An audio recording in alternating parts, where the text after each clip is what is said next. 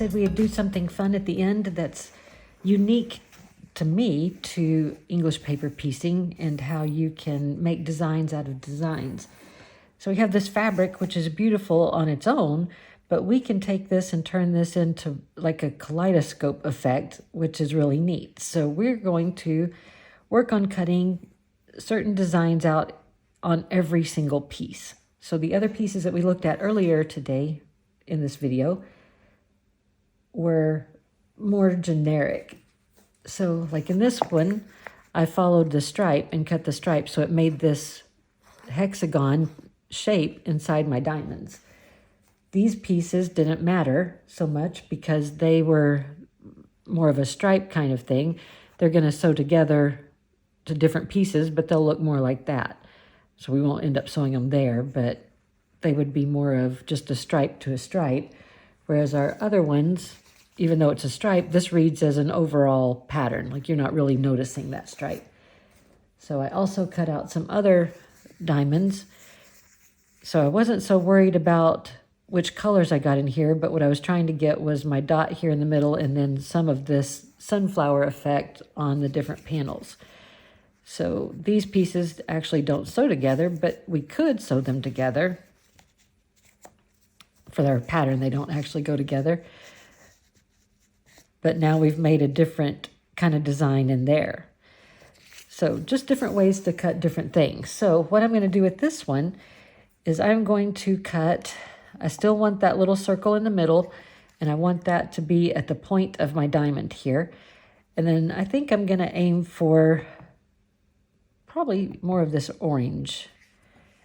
Actually, I don't know that it matters. So I'm going to choose more of this orange direction here. So I'm putting the center of this, whatever this is, this flower design right here, right in the point of the diamond. And I'm going to go ahead and cut that out.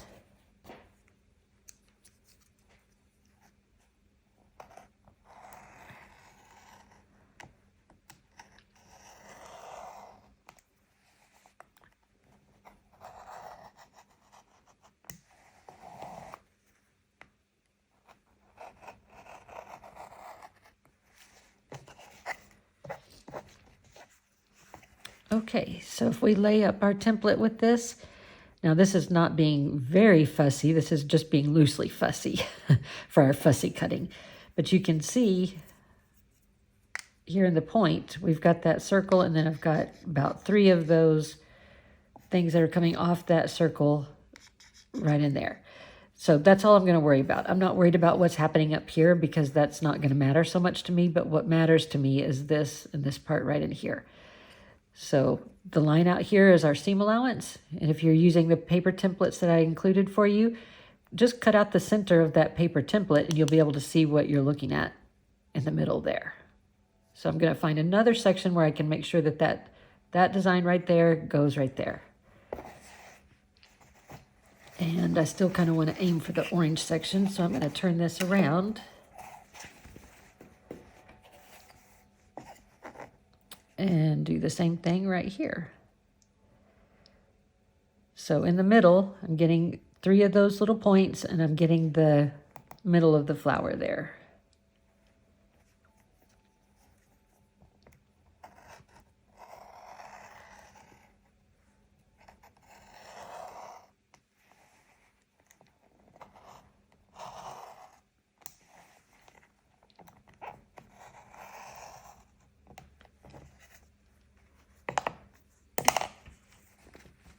So now you can see we have 2. So obviously these have seam allowance on them, but once we sew them together, those 2 center sections are going to be really close to each other, and it's going to create like a new pattern for us. So it's like looking through those little things that make kaleidoscopes with the stuff in them, and you can see, you look in and it has mirrors in there and it makes it look like a kaleidoscope. That's basically what we'll be doing here. So I'm going to cut a couple more.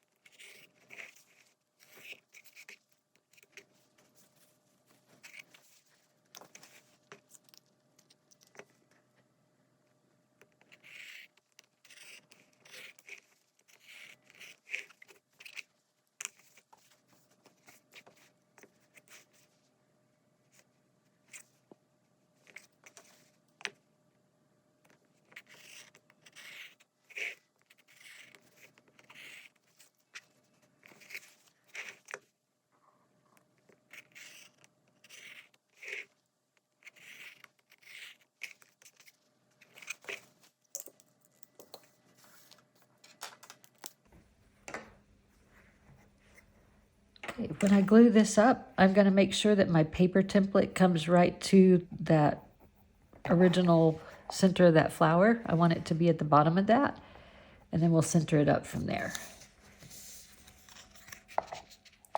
So if you're wanting to be super picky about this, you would need to have a light board, and you couldn't cut on top of it, but you could trace around it and then go back and cut it later to match up the very specific pattern on every piece exactly the same.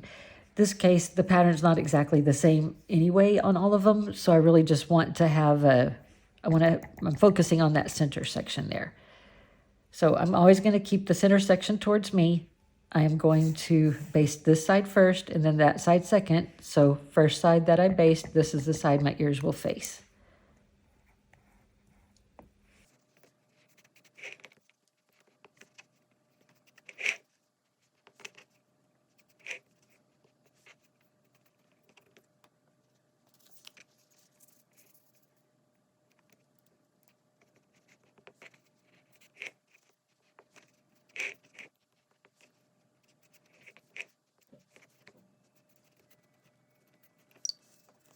Okay, you can see how this is starting to come together, so it'll create basically a larger flower with the center of those little pieces right there.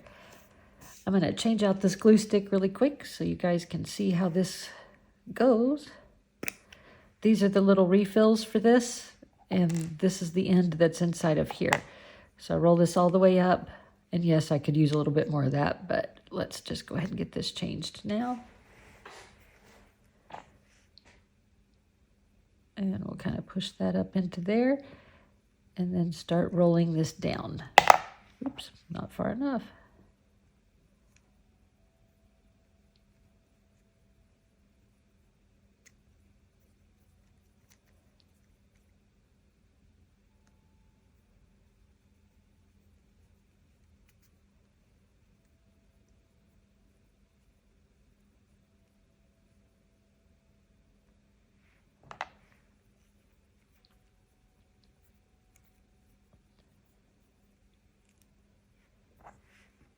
Okay, you can wash these out, and they're actually pretty good to store needles in or different things like that. So if you have old needles you want to throw away, then you can put them in here. Anything, they're actually kind of cool little containers. And let's just continue our basting.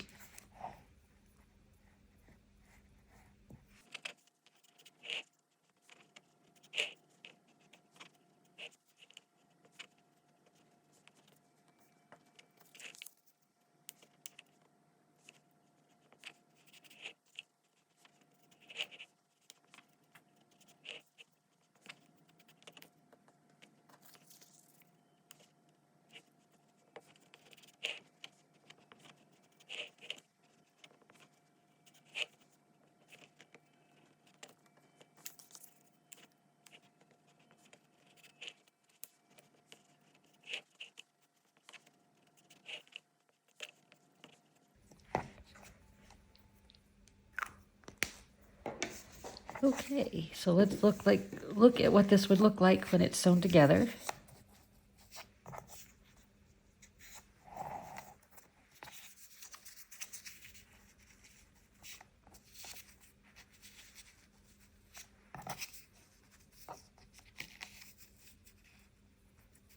It's hard to get that last one in when you're just sewing.